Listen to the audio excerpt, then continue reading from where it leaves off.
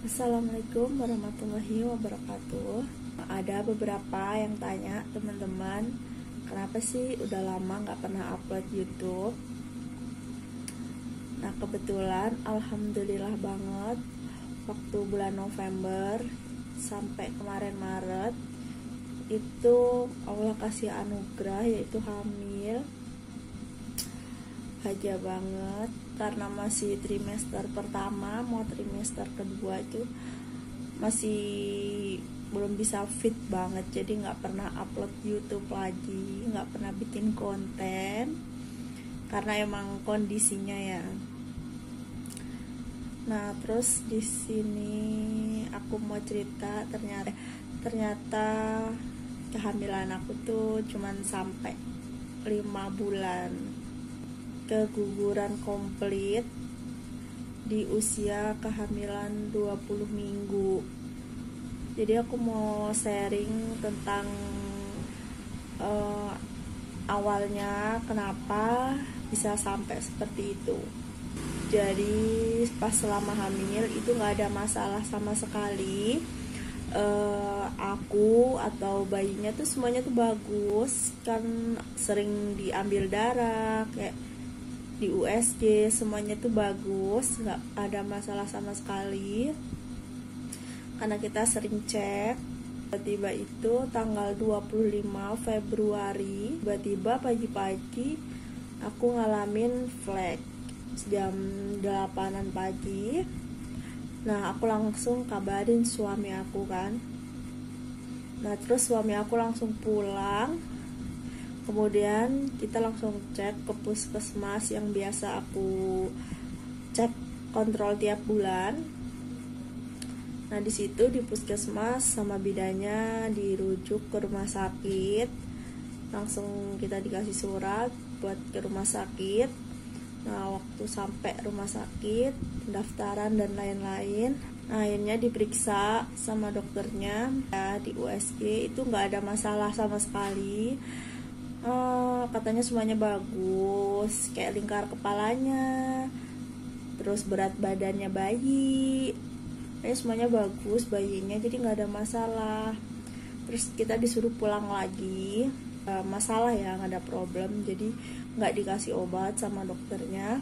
Jadi aku tuh nggak ngerasain sakit juga enggak, terus yang mules atau apa itu aku juga nggak ngerasain apa-apa, jadi bener-bener nggak ngerasain apa-apa. Nah cuman waktu itu kembali mual lagi, mual sama muntah itu balik lagi, yang tadinya udah nggak sama sekali. Nah, aku tuh masih aktivitas biasa ya, maksudnya nggak berat-berat juga, aku masih kayak ke pasar, kan ke pasarnya tuh kebetulan deket banget, masih kayak ke pasar masak karena nggak ngerasain apa-apa itu. Terusnya kalau flek itu kita udah harus istirahat total. Aku baru tahu setelah pendarahan itu ya. Nah terus udah nyampe hari Senin itu flek aku tuh enggak berhenti dan aku udah pakai pembalut. Jadi makin banyak nih fleknya nih, nggak kayak kemarin. Terus kayak aku harus cek lagi kan ke dokter, jadi aku balik lagi ke dokter yang kemarin, yang waktu hari Kamis. Terus diperiksa lagi di USG lagi, nggak ada masalah bilangnya bayi aku itu.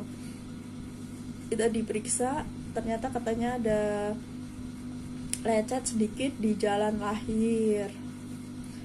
Nah cuman kayak dikasih betadine gitu. Nah terus abis itu udah nggak dikasih obat juga, kita pulang. Tapi aku agak kecewa ya, kenapa nggak dikasih obat gitu kan. Nah terus waktu hari Selasanya tuh aku udah agak nggak enak badan tuh, udah kayak jangan-jangan nih ada apa-apa nih sama bayi aku nih gitu kan. Soalnya rasanya tuh nggak enak banget, badan aku tuh lemes gitu. Nah terus malamnya waktu pas tidur, Selasa malam ya, waktu pas tidur itu asal aku mau pindah posisi tidur dari telentang ke miring, aku ngerasa kayak perutnya nggak enak banget. apa ya, nyeri apa ya, tapi nggak nyeri tapi nggak parah banget, cuman nggak enak banget ya. Pindah posisi itu nggak enak, benar-benar nggak enak. Nah terus aku kan semenjak hamil itu selalu bangun jam 3 pagi ya. Nah itu jam hari Rebo jam 3 pagi itu kan aku bangun kayak biasanya waktu aku lagi buang air kecil. Nah ternyata pipisnya aku itu darah semua, jadi kayak bener-bener aku keluarin darah.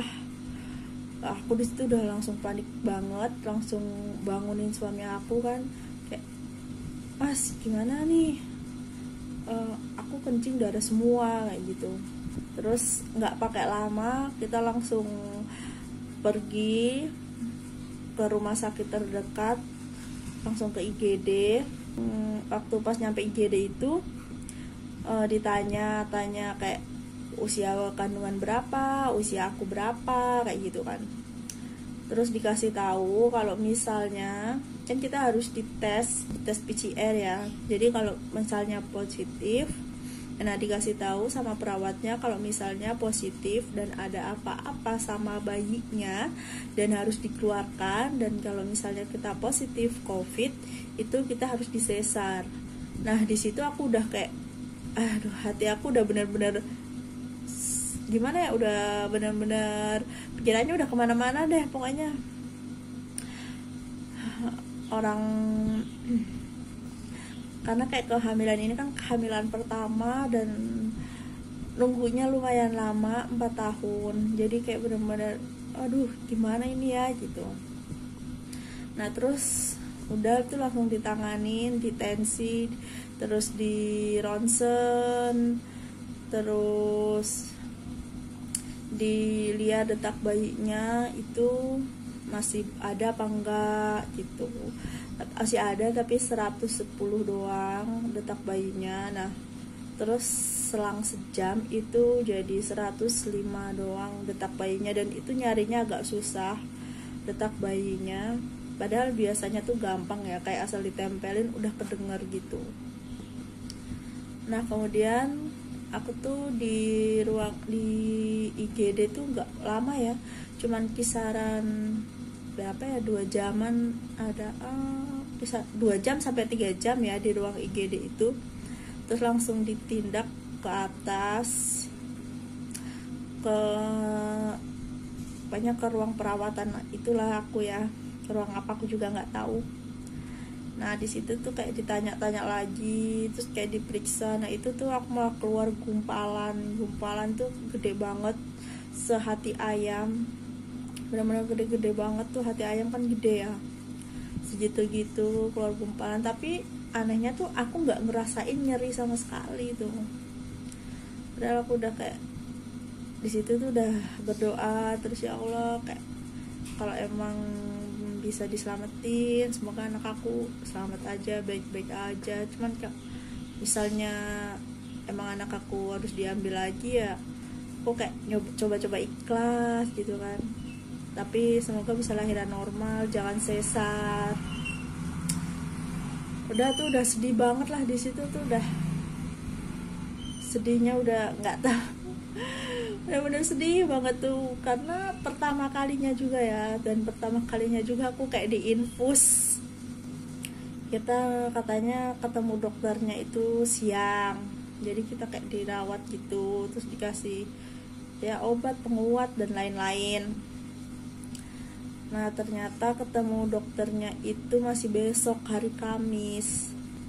Nah waktu pas hari Kamis itu di USG lah sama dokter. Nah terus kata si dokternya, ketubannya itu udah tinggal sedikit banget, kemungkinan ini ketubannya pecah. Terus si dokternya juga ngasih tahu kemungkinannya itu bisa juga dirawat, ntar dirujuk ke rumah sakit yang besar, kita ntar dikasih cairan buat ketubannya, dan itu dirawat bisa nyampe 1 bulan kata si dokternya. Nah tapi kalau misalnya kasusnya kayak gitu, pendarahan gak mau berhenti, kalau misalnya terus ada kemungkinan lebih besar itu ya biasanya bayinya gak tertolong. Nah di situ tuh aku dikasih tahu sama dokternya tuh benar-benar kayak sedih banget. Kayak akunya juga belum ikhlas yang 100%, begitupun dengan suami aku yang belum ikhlas juga 100% kayak gitu. Pokoknya tuh benar-benar sedih lah di hari itu tuh. Kayak kita kayak nguatin diri sendiri aja, udah kayak nguatin satu sama lain, tinggal kayak aku tuh kan juga nyari-nyari ya, kalau misalnya ketubannya sedikit tuh, kalau misalnya dipertahanin tuh kayak gimana efeknya ke bayi. Terus kalau misalnya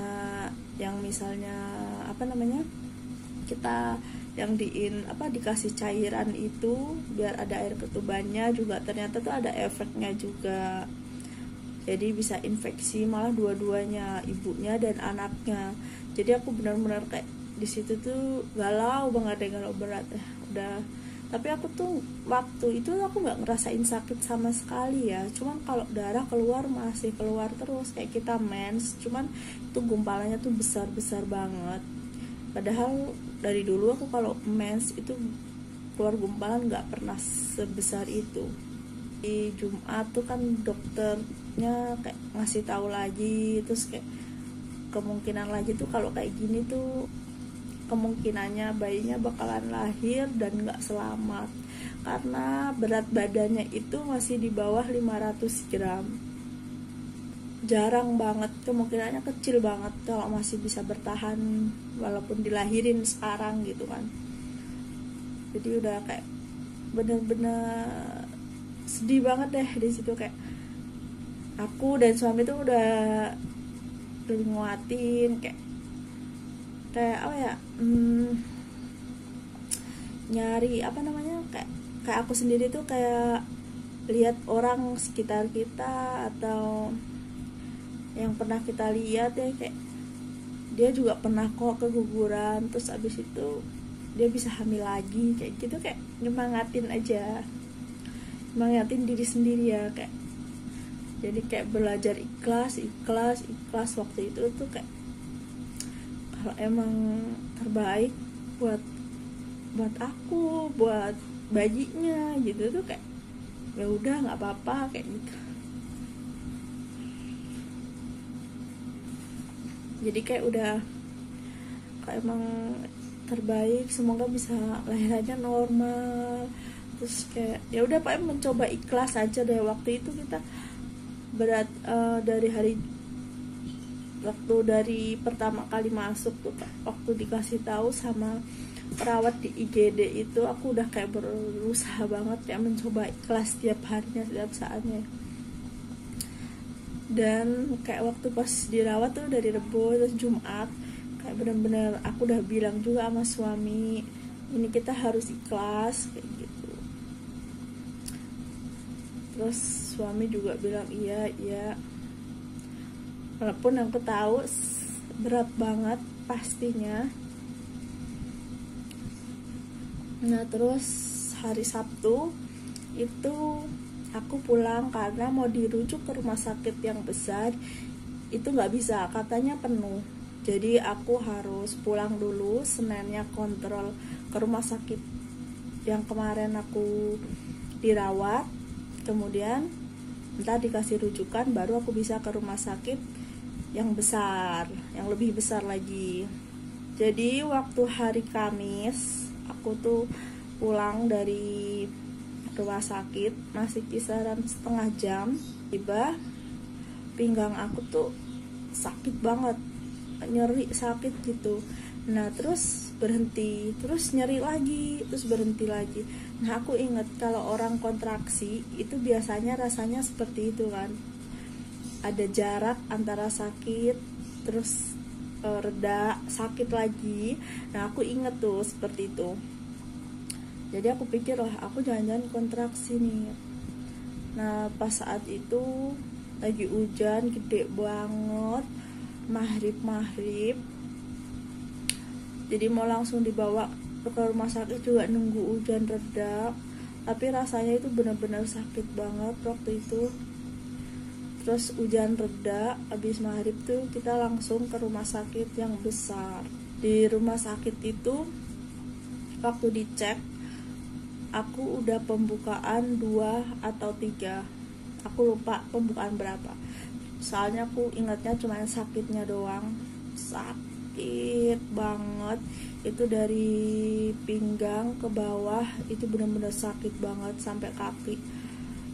Nggak bisa, aku tuh kalau disuruh cerita begini aku juga nggak tahu sih sakitnya tuh kayak gimana. Yang aku inget tuh cuman sakit banget waktu itu.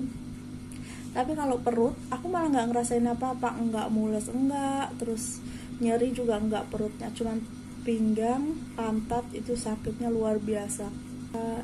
Saya kandungan berapa minggu kayak gitu-gitu. Nah terus sama perawatnya kan kayak kita disuruh ngunyah obat, dikasih obat yang dimasukin gitu, terus kayak katanya terus disuntik pahanya sebelah kiri. Aku tuh udah nggak ngerasain apa-apa, mau disuntik mau diinfus bener-bener nggak ngerasain sakitnya sama sekali. Udah kalah sama sakitnya pinggang aku itu. Yang aku ingat kalau disuruh ceritain tuh, yang aku ingat cuman rasanya sakitnya nggak bisa digambarin, udah sakit gitu aja, udah karena saking sakitnya, sakit banget itu pinggang aku, pinggul aku ya, benar-benar ditusuk sana tusuk sini, udah nggak ngerasain sama sekali ya. IGD-nya itu dipindahin ke dalam, terus aku dipasang semua alat kayak yang dipasang di dada, yang di mana-mana. Terus infusnya aku tuh udah bukan 1 lagi, infusnya udah 2 yang di tangan. Terus dikasih oksigen, terus di swab. Dan yang paling sakit setelah pinggang itu ada, aku dimasukin nggak tahu apa ya, selang yang itu dari hidung sampai ke lambung. Kebayang nggak panjangnya? Waktu dimasukin sih emang nggak kerasa sakit ya, cuman ngeganggu. Terus di situ aku muntah, waktu dipasang itu aku muntah, terus langsung dicopot sama perawatnya. Nah itu aku pendarahannya tuh parah banget ya, keluar darahnya bener-bener banyak banget itu dari yang sore pas abis kita pulang dari rumah sakit yang sebelumnya itu. Nah itu pendarahannya banyak banget, soalnya aku kerasa tuh kayak sor gitu. Nah kemudian pas ada bidannya yang nanganin aku lahiran itu, untung bidannya tuh baik banget. Terus dia nanya, sesek gak, padahal aku gak sesek. Yang aku rasain waktu itu cuman aku panas banget, rasanya tuh gerah banget. Terus sama pinggangnya itu, sama pinggang ke bawah itu aku bener-bener sakit banget tuh. Cuman di situ suami aku suruh ngipasin loh, padahal katanya itu di situ ruangannya udah dingin banget. Cuman yang aku rasain cuman panas, sama pinggangnya itu sakit, bener-bener sakit banget, pinggul ke bawah itu. Sama bidanya itu dikasih tahu, sekarang boleh ngeden ya, coba ngedenin kata dia. Nah aku pertama ngeden, nah itu berasa banget kayak ada yang mau keluar ya. Nah aku pikir itu udah kayak ya, mungkin itu janin aku gitu kan, kayak gini apa ya rasanya gitu. Aku bener-bener udah kayak nggak bisa, aku dari pertama nyampe rumah sakit itu aku emang bener-bener udah nggak bisa ngomong apa-apa ya, kayak ditanya-tanya pun aku udah kayak nggak bisa jawab, udah diem doang. Aku udah kayak kepikiran antara hidup dan mati pada waktu itu pas mau ngelahirin itu. Terus sama bidanya tuh dibilang, nah waktu abis ngeden pertama sama bidanya dikasih tahu lagi, nah ini udah kelihatan nih bayinya, coba nanti kalau mules lagi ngeden lagi ya, kalau nggak mules jangan. Nah terus aku bilang ke bidannya tuh, aku tuh nggak ngerasain mules sama sekali bu.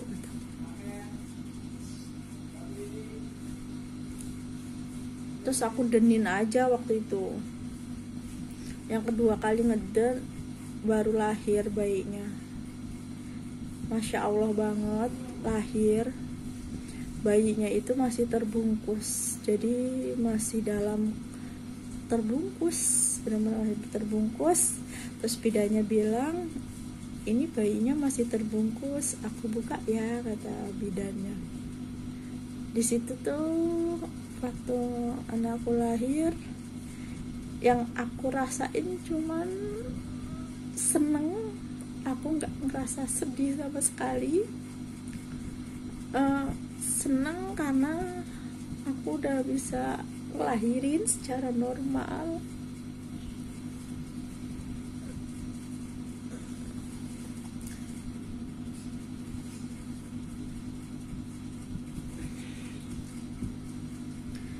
Terus seneng aja rasanya, aku benar-benar bahagia banget saat itu ya, bisa lihat anak aku. Terus kan waktu abis lahir itu dibuka bungkusannya kan langsung taruh di dada aku.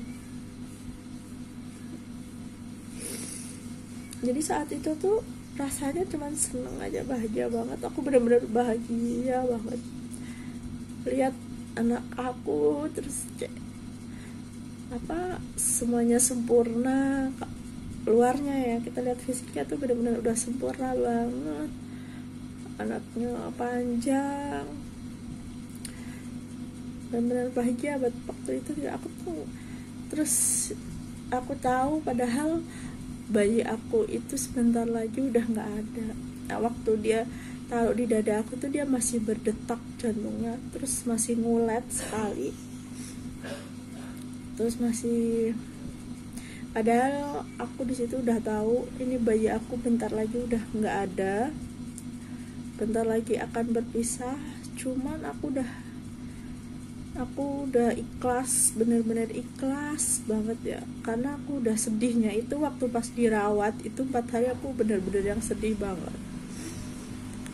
Jadi pas waktu aku lahir itu aku udah menyiapkan diri aku, udah menyiapkan hati aku untuk nih anak aku ya, apa udah menyiapkan lah kalau anak aku itu lebih pasti sebentar lagi udah di surga, bahagia di surga. Itu aja aku udah menyiapkan hati untuk itu. Jadi aku nggak kepikiran yang sedih kayak gimana. Jadi kayak mau udah bahagia aja. Sedih sedih pasti, tapi sedih aku itu lebih ke yang 4 hari yang aku dirawat itu, yang dikasih tahu ntar harus begini begitu, kayak bayinya begini begitu, baru itu yang sedih banget. Cuman dan saat itu pun aku juga, kalau aku pikir tuh aku juga nggak nyangka banget aku bisa di tahap seikhlas itu. Aku benar-benar nggak nyangka sama diri aku tuh ternyata bisa ya seikhlas itu aku tuh. Nah, mungkin karena juga aku tuh semenjak hamil, memang dia tuh emang anak surga ya. Jadi semenjak hamil tuh udah alhamdulillah banget, udah kayak ngajarin dia walaupun masih dalam kandungan tuh kayak ngajarin ini waktunya sholat, ini udah azan, terus kayak setiap hari dia selalu ngebangunin aku jam 3 pagi kayak. Terus alhamdulillah banget udah aku kayak ajarin kayak istighfar, zikir kayak gitu tuh. Alhamdulillah udah setiap saat banget aku ngajarin dia. Terus di setiap waktu aku lagi ngapain, entah tidur, entah duduk apa gitu, aku sambil elus perut aku kayak gitu-gitu. Alhamdulillah aku udah sedikit ngajarin walaupun dia masih dalam kandungan. Semoga nanti dia yang bakalan nolong aku di sana. Terus sudah dengerin kajian juga kalau anak kecil meninggal itu bakalan di surga, diasuh sama Nabi Ibrahim. Terus dia lebih bahagia tentunya kalau udah di surga, nanti yang akan menolong orang tuanya seperti. Jadi aku benar-benar kayak udah ikhlas banget, makanya aku bisa seikhlas itu.